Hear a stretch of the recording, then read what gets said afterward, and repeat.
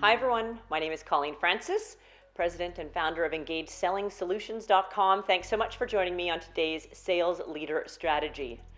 So today's tip is all about the hiring process, both from a management perspective, hiring people, but also as a seller who might be trying to get another job. The number one skill or behavior that you could be hiring for is teachability, coachability. As a manager, you want people who don't think they know it all. You want people who are willing to learn and change and grow as the market, as your products, and as your customers demand it.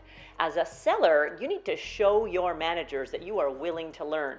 Because if you show up in that interview acting and behaving like you know it all, then it's likely you won't get the job.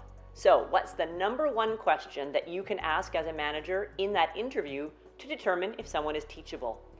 The question is some version of, what have you read, or what workshop have you gone to, or what websites do you frequent?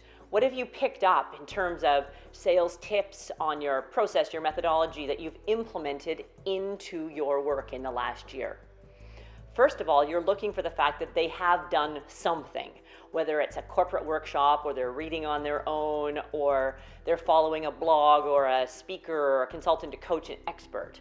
If they say nothing, then that's the first red flag. The next thing we want to know is if they're implementing. If, for example, they say, oh, I read this great book, and then you ask them what they implemented and they say, I knew it all already, it was a good refresher, that's a red flag. So you want to know, are they reading or going to workshops? Are they actually learning and trying to develop new skills, and are they implementing? And in asking those questions, you will determine whether that person is coachable.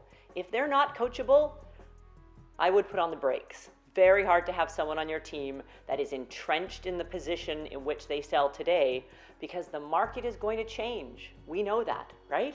So, as a manager, ask those questions. As a seller, if you are looking to succeed in your current job or move into another job, make sure that you're coachable and teachable.